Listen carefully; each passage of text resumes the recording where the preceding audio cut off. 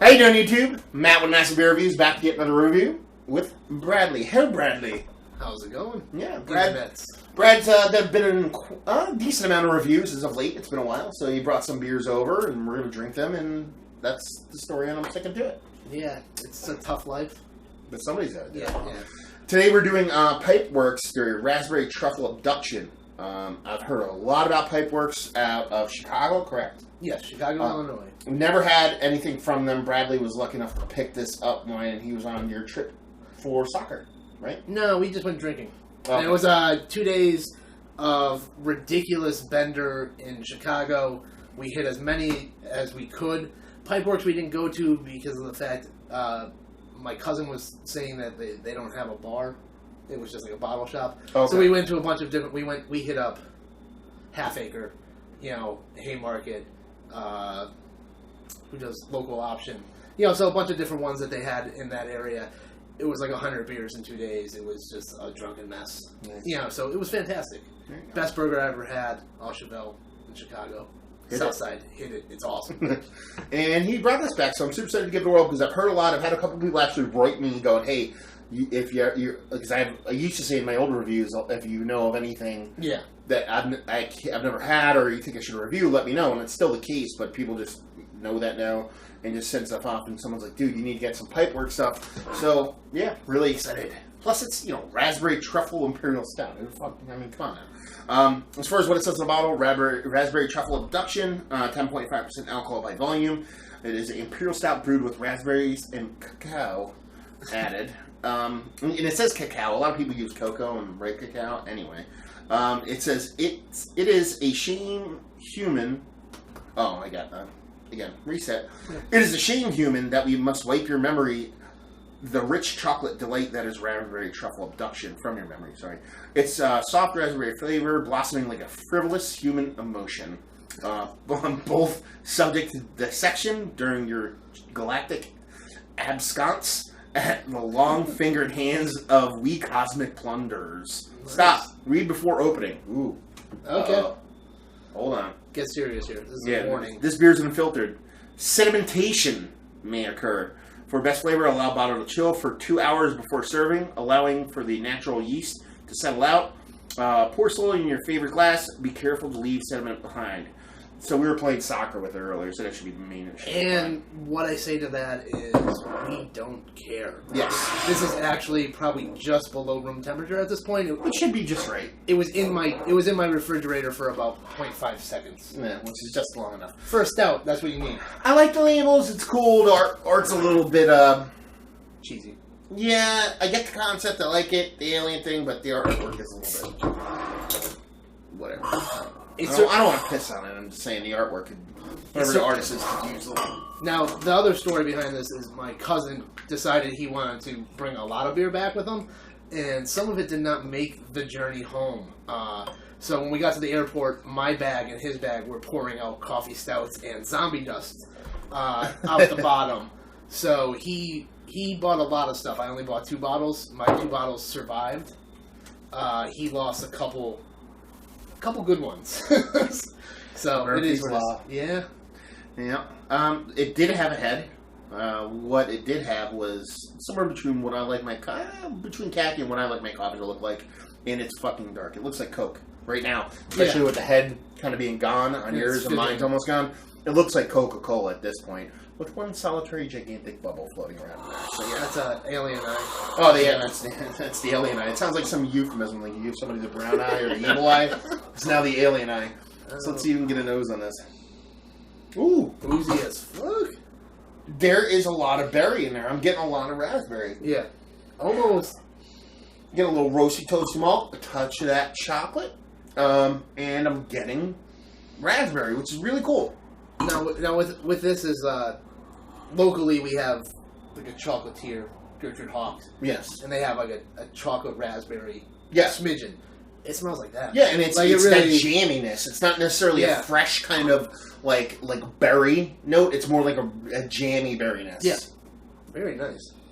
Yeah, that smells really freaking cool. It doesn't smell huge. I get 0 booze from it whatsoever. I just have a shitty nose. Sorry, guys.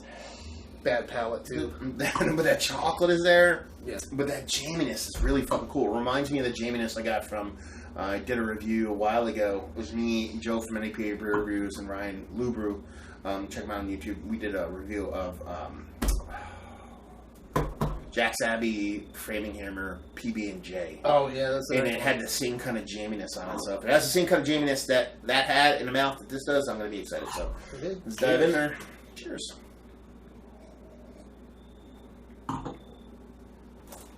Yeah, that's good, dude. Yeah, I mean, honestly, the nose translates right to the beer. Yeah. You get that malt, the chocolate that you want from that, and a little bit of the roast from the malt, but then you get that nice jam sweetness. Like, and it really... I mean, a lot of times, beers say they have raspberry in them, or this berry, or that berry. And it just doesn't come across, especially in a stout. Yeah. Like, it's easy to lose flavors in something this big, because it's what, like 10%?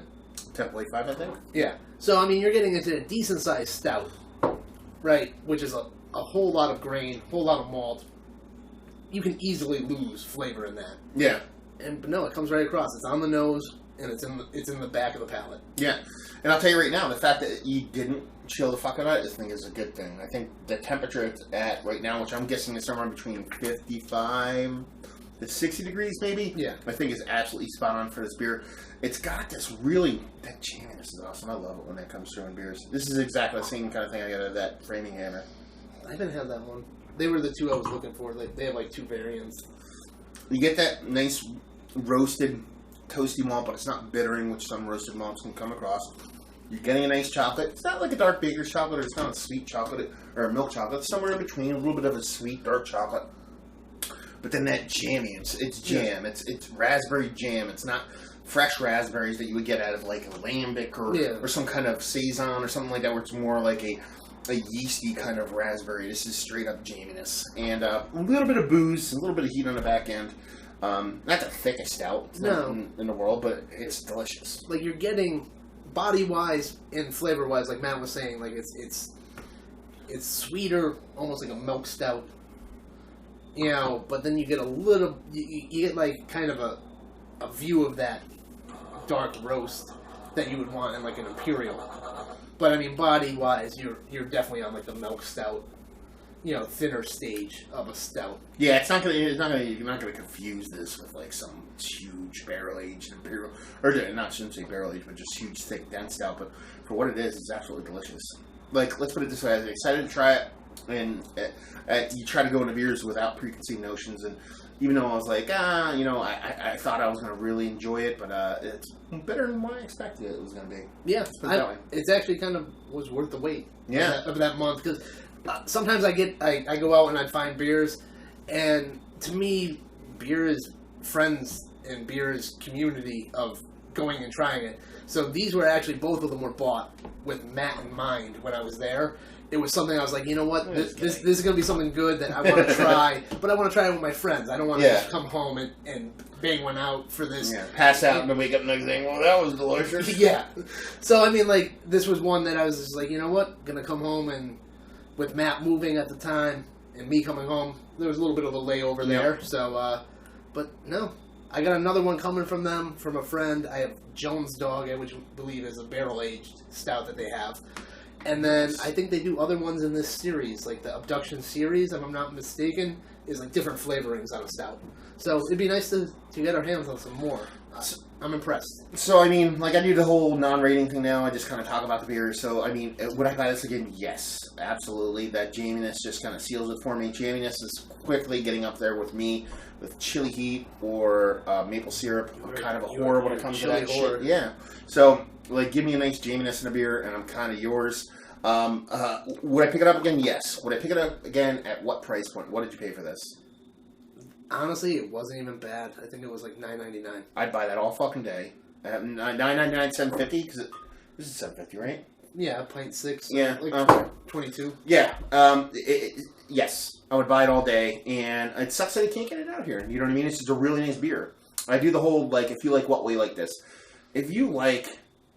Jammy. I'm going to say Jammy for 5 more minutes. And if you like peanut butter and jelly sandwiches, you're going to like this. If you like, well-made stouts, clean, deliver nice flavor. Carbonation is a little, but absolutely forgivable. And if you just like that kind of fruitiness, that jammy fruitiness, like I said, that you get from that PB&J from Jack's Abbey, if that's the kind of flavor you enjoy in a beer, then you definitely enjoy this one. Yeah, there's the old Spring House that they got rid of, a little gruesome. They don't even get that kind of jamminess. You know what had I don't know if you had it. Terrapin just put one out. Liquid Lunch was their PB&J one. That one was actually more jelly than peanut butter. Okay. Like you got more of the jelly side of it. But no, like honestly, this is if you like chocolate and fruit mixed together, like just eating. This is like he said. Every town has that one local candy place that does the like jelly filled chocolates. You know, like when your grandma had the box of chocolates, you didn't know what the fuck they were, and you ripped through them home and get the peanut butter one. You got the one that was filled with jam and jelly and chocolate. And as a kid, you were pissed off, and now as an adult, you wish you had. Yes. That if you like that, you like this beer. Exactly. So, there you go. Hopefully you guys enjoyed the review. If you did or you didn't or somewhere in between, please leave a comment in the comment section below. Like, subscribe, all that fun stuff. For me, if you want to check me out anywhere else on the internet, you can. Facebook, Twitter, Instagram, Untapped, Massive Beers in all 4 of those places. On Instagram, MeatSmoke451. The Meat Smoke, baby. Yeah. So hopefully you guys enjoyed the review. Hopefully you're drinking a nice, jammy beer right now, and we'll see you next time. Cheers.